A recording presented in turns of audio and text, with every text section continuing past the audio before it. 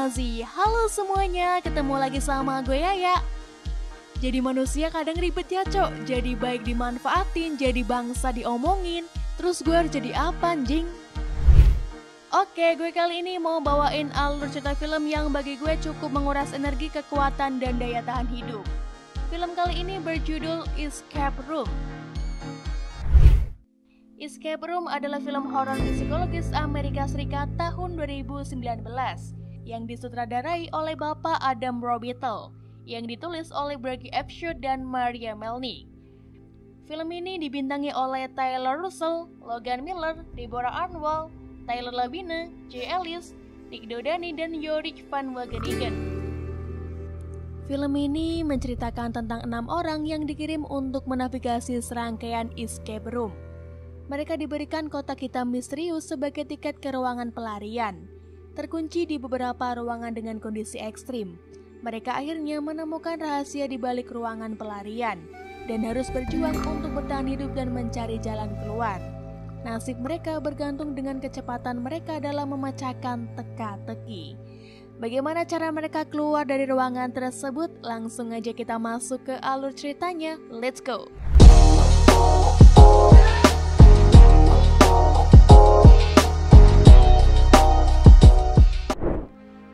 Film diawali dengan adegan seorang pria bernama Ben Miller yang terkunci di sebuah ruangan yang nampak seperti ruangan seorang petualang. Ia terlihat panik tapi tetap berusaha mencari petunjuk apapun untuk membuka pintu keluar. Ditemukannya sebuah gulungan kertas berukuran cukup besar dengan tulisan "Ikuti cahaya ke rumputan hijau". Disuruh ke lapangan bola gitu maksudnya? Entahlah, bahkan Ben pun gak paham maksud petunjuknya. Ben pun tambah panik begitu melihat dinding ruangan yang makin menyempit. Mana kakinya pincang lagi? Di dalam tekanan yang begitu besar, ia akhirnya menemukan sedikit cahaya ilahi. Ia mengikuti sumber cahaya yang mengarah pada sebuah buku berwarna hijau. Diambilnya buku tersebut yang berada di rak atas. Namun ruangan semakin menyempit. Ben pun terjatuh dari tangga yang ia naiki. Nah lo kejepit gepeng lo. Ben cepat-cepat bangkit dan membaca petunjuk di dalam buku hijau itu. Di dalam sejarah, menyaksikan orang mati, mengungkap misteri waktu, selagi meninggalkanmu. Sontak membuat Ben berpikir untuk mencari sebuah jam sebagai perlambangan waktu. Namun ternyata ia keliru. Tak ada jam apapun di sana. Ia pun segera memutar otaknya untuk memahami isi petunjuk dalam buku itu. Ternyata petunjuk itu mengarah pada lukisan-lukisan dalam ruangan tersebut. Yang di dalamnya terdapat gambar orang-orang yang mengacungkan telunjuknya sesuai dengan jarum jam. Ben mengira ia telah mendapatkan kode sandi untuk membuka pintu keluar. Namun rupanya kode tersebut tidak sesuai. Ruangan semakin menyempit. Barang-barang dalam ruangan tersebut pun sudah mulai rusak karena terjepit. Ben mencoba keluar melalui jendela atap namun tetap gagal. Ia pun terjepit di ruangan tersebut. Kasihan.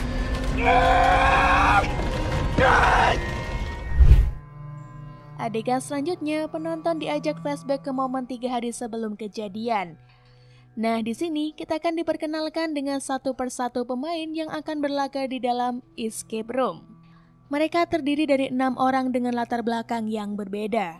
Yang pertama ada Zoe Davis, seorang mahasiswi jurusan fisika kuantum yang tengah menggarap makalah efek kuantum Zeno. Entahlah apalah itu, gue gak paham. Yang kedua ada Jason Walker, seorang bos muda dengan segudang prestasi dan saham yang ia miliki. Wah, mantap nih. Yang ketiga ada Ben Miller, seorang pemuda pekerja paruh waktu sekaligus job seeker yang bekerja pada Gerisi Seafood. Bukan, maksudnya Gerisi pemilik toko. Mereka bertiga tiba-tiba saja mendapatkan paket sebuah kubus berwarna hitam dengan teka-teki di dalamnya. Ini berfungsi sebagai karcis masuk ke ruangan misteri Minos. Jadilah yang pertama lolos dari ruangan dan menangkap 10.000 US dollar. Wah, berarti sebelum ada serial Squid Game, Escape Room udah lahir nih. Mereka pun mengikuti perintah dari Bob tersebut untuk bertemu di tempat dan waktu yang sudah ditentukan. Nah, di sana mereka bertemu dengan pemain lainnya, yaitu Mike Nolan, Amanda Harper, dan Danny Ken. Mereka berkumpul di ruang tunggu dan mulai berkenalan satu sama lain. Permainan dimulai di saat Ben yang secara tidak sengaja merusak gagang pintu keluar. dan menyisakan kunci yang hanya bisa dibuka dengan sandi. Mereka terkunci di ruangan itu. Denny si maniak game dengan antusias menjelaskan bahwa mereka harus mencari petunjuk agar bisa membuka pintu tersebut. Lalu setiap orang menyebar ke seluruh ruangan untuk mencari petunjuk. Tak lama kemudian, Mike menemukan sebuah buku dengan obeng kembang di dalamnya. Kemudian dengan otaknya yang jenius, Zoe menemukan kode rahasia di sampul buku tersebut. Gadis itu bergegas membuka pintu menggunakan kombinasi kode tersebut.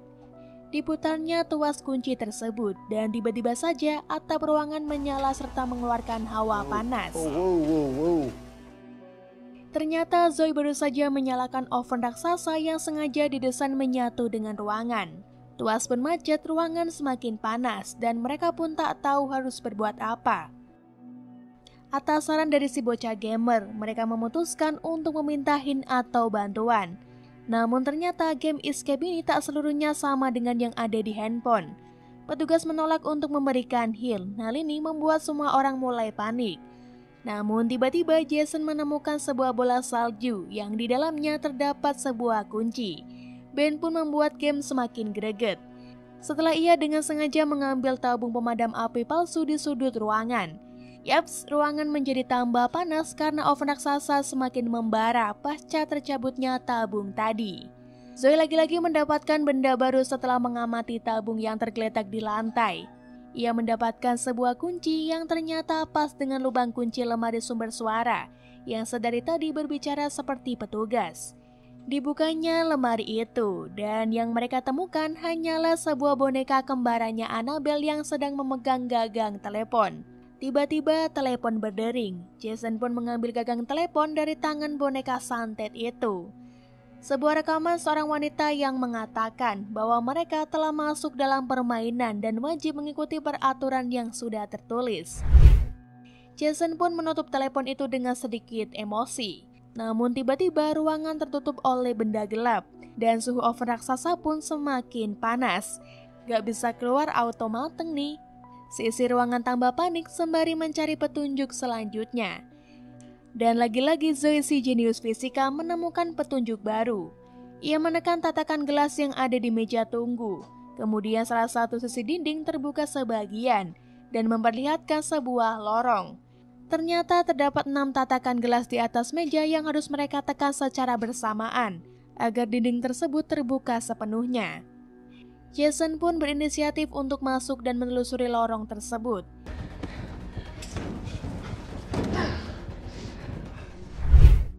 Ia menemukan jalan keluar yang terhalang oleh sebuah skat. Kemudian Mike menyusul Jason untuk memberikan obeng yang ia temukan sebelumnya. Jalur baru pun terbuka. Kemudian Amanda pergi menyusul mereka dan kini menyisakan Ben, Danny, dan Zoe yang kepanasan sembari menekan tatakan gelas. Untungnya Zoe mendapatkan cara untuk membuat tatakan gelas itu tetap terganjal, yaitu dengan meletakkan gelas dengan air penuh di atasnya. Ruangan semakin panas. Dari dalam lorong terdengar suara Amanda yang sepertinya sedang tidak baik-baik saja. Ia mengalami kolap di dalam lorong. Rupanya Amanda memiliki trauma di masa lalu. Zoe pun menyusul dan membantu Amanda menghadapi rasa takutnya. Tersisa Danny dan Ben yang sedang berupaya mengisi gelas dengan air untuk mengganjal tatakan gelas. Namun mereka mendapatkan masalah baru. Ternyata air dalam galon tersebut disediakan pas-pasan untuk 6 gelas. Sedangkan sebelumnya Amanda sempat meminum 1 gelas untuk menghilangkan rasa paniknya. Dan yang memperburuk keadaan, tiba-tiba muncul sumbu kompor raksasa di tengah-tengah ruangan lengkap dengan apinya yang berwarna biru. Nah lo nggak tahu lagi nih panasnya kayak apa. Di tengah kepanikannya, untung saja Ben membawa sebotol bir di sakunya. Kemudian ia mengisi gelas yang kosong dengan bir yang tersisa. Dinding pun terbuka. Mereka berdua segera melangkah masuk menuju lorong tepat sebelum ruangan itu terbakar.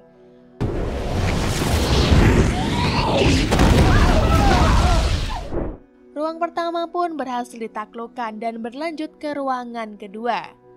Ruangan kedua terlihat seperti ruangan seorang pemburu hewan. Ruangan kali ini terkunci oleh gembok yang hanya bisa dibuka jika memasang kombinasi huruf yang tepat. Mereka pun dapat membuka gembok tersebut berkat Ben yang ingat akan lagu Natal yang dinyanyikan bersama teman-temannya pada masanya. Mereka membuka pintu itu dan keluar dari sebuah rumah di musim salju. Yang ternyata mereka baru saja masuk ke ruangan yang ketiga. Dari ruangan yang sepanas oven dan sekarang mereka harus berjuang untuk keluar dari ruangan yang sedingin freezer. Mana jaketnya ditinggal di ruangan pertama pula, atau meriang sih kalau gua. Danny mencoba menikmati pemandangan salju yang ada di depan matanya. Namun ia terjedot sebuah dinding transparan yang sepertinya batas dari ruangan itu. Tak hanya itu, kipas pun muncul dari dinding itu mengeluarkan udara dingin yang membuat ruangan semakin beku. Mereka pun berpencar mencari petunjuk. Jason menemukan sebuah pintu besi namun terkunci. Amanda menemukan sebuah kereta santai yang sudah usang. Zoe dan Danny menghampirinya. Zoe menemukan sebuah tulisan di salah satu sisi kereta tersebut, "Utara adalah dusta." Tak hanya itu, Amanda juga menemukan sebuah mantel tebal di sebelah kanan Santa. Sepertinya owner gamenya ingin mereka berkelahi nih untuk berebut mantel tersebut. Namun Amanda orang yang baik. Ia membiarkan Zoe memakai mantel itu terlebih dahulu karena tubuhnya yang paling kecil. Di sisi lain, Mike juga menemukan patung serigala yang melihat ke arah sebuah joran pancing di dahan pohon. Ia pun mengambil joran tersebut. Ben yang sedang berusaha merokok tak sengaja menemukan sebuah lubang pancing besar di depan rumah. Hal ini membuat mereka semua berkumpul dan mencoba mencari petunjuk dengan memancing di lubang tersebut. Zoe yang memperhatikan dari belakang tiba-tiba menemukan kompas di dalam saku mantelnya. Lalu ia segera mengikuti arah kompas itu yang terus berputar-putar ke suatu arah dan menemukan sebuah patung beruang polar yang sedang mengap di semak-semak. Padahal jelas-jelas itu bukan arah utara, dasar kompas yang labil. Zoe merogoh mulut patung beruang itu dan menemukan sebuah magnet. Ia segera kembali dan memasang magnet tersebut pada ujung kain joran. A magnet, of course. Mike pun memancing lagi dan mendapatkan tangkapan yang tak biasa. Ia menangkap sebuah kotak beku yang di dalamnya terdapat sebuah kunci. Namun Danny tiba-tiba tercemplung saat hendak mengambil korek milik Ben. Ternyata sedari tadi mereka sedang berdiri di atas aliran sungai yang membeku. Danny pun tewas terseret arus sungai yang membawanya jauh dari lubang tempat ia tercemplung. Dan kini hanya tinggal 5 orang dengan kewarasan yang tersisa. Mereka kemudian mencoba mencairkan kotak beku tadi menggunakan suhu tubuh mereka. Dan akhirnya kunci pun berhasil didapatkan. Jason pun segera menuju pintu yang sebelumnya ia temukan dan berusaha membukanya. Namun bukan pintu besi yang terbuka, justru muncul pintu lain dari arah yang berlawanan. Mereka pun segera berlari menuju pintu tersebut. Seketika sungai yang beku pun meledak dan menghamburkan es di sana-sini. Lanjut ke ruangan yang keempat. Ruangan dengan desain sebuah bar, tapi gravitasinya terbalik. Dan lagi-lagi sebuah telepon berdering. Suara nyaring dan memekik keluar dari balik telepon. Kemudian disusul dengan suara musik kafe. Seperti di ruangan sebelum-sebelumnya, mereka berpencar mencari petunjuk. Namun lantai tiba-tiba ambrol sedikit demi sedikit ketika musik berhenti. Amanda mencoba mencari petunjuk di atas lantai, dan dia menemukan sebuah berangkas yang terkunci dengan 4 kombinasi angka. Sementara ia mencari angka yang pas untuk membuka berangkas. Sementara Zoe mencoba memecahkan teka-teki puzzle geser pada salah satu sisi dinding. Setelah puzzle terselesaikan, mereka mencoba membuat kombinasi angka dari petunjuk di puzzle. Tapi mereka masih belum berhasil. Akhirnya berangkas tersebut bisa terbuka dan mendapati bola biliar hitam di dalamnya. Amanda pun mengambilnya. Telepon berdering kembali. Amanda mencoba meraih gagang telepon yang bergelantungan di bawah meja biliar. Lantai hampir seluruhnya ambrol. Hanya menyisakan 1 baris lagi. Hal ini membuat Amanda harus bergelantungan di meja biliar. Tak diduga, bola yang dikantonginya terjatuh saat ia hendak meraih gagang telepon. Amanda nekat terjun dan mengambil bola itu sebelum menggelinding semakin jauh. Tapi secara kebetulan, baris terakhir lantai tersebut ikut ambrol. Walaupun sejenak Amanda sempat bergelantungan di kabel telepon, namun ia tak kuat menahan pegangannya. Amanda ikut ambrol setelah melemparkan bola kepada Jason. Dan ternyata bola tersebut merupakan gagang pintu dari ruangan itu. Mereka pun melanjutkan permainan ke ruangan selanjutnya. Sebuah ruangan yang didesain menyerupai ruang inap di sebuah rumah sakit, yang ternyata disesuaikan dengan ruang inap dari masing-masing pemain. Yaps, mereka semua pernah menjalani rawat inap sebelumnya dengan kasus yang berbeda. Mereka adalah para penyintas yang pernah selamat dari maut. Di saat sedang asik bertukar cerita, tiba-tiba TV menyala dan menyiarkan tentang seorang dokter bernama Woo Eun-yu yang sedang mengoperasi pasien. Di akhir siaran tersebut, mereka diberikan waktu 5 menit untuk memecahkan teka-teki selanjutnya. Jika dalam waktu 5 menit mereka tidak berhasil, maka gas beracun akan dinyalakan dan memenuhi seluruh ruangan. Mereka mulai panik dan mencari petunjuk apapun yang bisa membantu. Zoe makin panik dan menghancurkan semua CCTV yang ada. Sementara itu, para cogan-cogan mencoba menggunakan mesin EKG untuk mencari jalan keluar. Jason mulai menggila, ia tak sengaja membunuh Mike dengan mesin EKG yang ia pegang. Mike mengalami serangan jantung karena Jason yang memasang mesin EKG terlalu tinggi. Tapi rupanya mesin EKG bukan menginginkan tekanan jantung yang tinggi, namun sebaliknya. Akhirnya Jason memasang mesin tersebut pada dirinya sendiri, karena ia tahu tekanan jantungnya lemah. Pintu pun terbuka tepat di saat gas beracun diaktifkan. Jason dan Ben bergegas menuju pintu keluar. Sementara Zoe tidak mau ikut karena sudah kehilangan akal dan Mike sudah terbujur kaku. Dan kini tersisa mereka berdua di ruangan ke-6. Ruangan penuh dengan ilusi mata. Mereka menemukan sebuah palka dan membukanya. Seketika setelah palka dibuka, penglihatan mereka pun menjadi berbayang. Segala yang mereka lihat seperti sedang meleleh dan bertambah parah di saat ruangan mulai berputar. Mereka harus menemukan obat penawarnya sebelum mereka bisa pergi dari ruangan tersebut. Ben berhasil menemukan speed berisikan obat penawar. Kemudian Jason berusaha merebutnya. Mereka pun gelut dan dimenangkan oleh Ben yang tanpa sengaja membunuh Jason. Segera disuntikannya obat tersebut ke dalam tubuhnya, lalu melanjutkan permainan ke ruangan terakhir. Oke, kita tengok dulu ke ruangan sebelumnya. Terlihat 2 orang petugas yang memasuki ruangan. Mereka sepertinya ditugaskan untuk membereskan korban-korban yang kalah dalam permainan. Di saat sedang melihat-lihat, tiba-tiba saja Zoe bangun dan memukul mereka dengan tongkat besi. Wadaw, sungguh menarik. Zoe mengambil pistol yang tergeletak di lantai. Ia segera berjalan mencari jalan keluar. Sementara itu, Ben yang dikira kita akan mati terjepit, rupanya berhasil lolos dari ruangan tersebut. He is the winner. Ben adalah si kuda hitam alias pemenang tak terduga. Setelah lolos dari 7 ruangan membanggakan itu, ia kali ini bertemu langsung dengan leader permainannya. Mereka pun mengobrol dengan santuy sembari mengudut. Lalu apakah Ben bisa pulang dan membawa hadiah uangnya? No, tidak semudah itu Ferguson. Pak leader tiba-tiba mencekik leher Ben dari belakang dengan seutas tali. Namun Ben masih bisa melawan dan jeng, Zoe kita yang jenius muncul bagaikan pahlawan. Mereka pun gelut dan berakhir dengan kekalahan Pak leader yang kepalanya ditampol menggunakan botol kaca plus one handshot terakhir oleh Ben. Mampus lu. Zoe membawa Ben keluar dari sana untuk segera mendapatkan penanganan medis. Ia juga melaporkan pada polisi untuk segera datang ke TKP permainan. Sesampainya di sana, Zoe dibuat kesal karena ternyata pihak escape room sudah menghilangkan semua barang bukti. Mereka hanya menemukan ruangan-ruangan usang bekas kebakaran dan tak ada satupun menunjukkan bahwa ada aktivitas di sana. So Zoe hanya dianggap sedang berhayal oleh pihak kepolisian. Kasian. 6 bulan kemudian, Zoe dan Ben sudah terlihat lebih sehat, baik fisik maupun batin. Mereka sedang lunch bersama di restoran tepi danau. Cie. Namun nampaknya Zoe belum bisa melupakan kejadian yang sebelumnya menimpa mereka.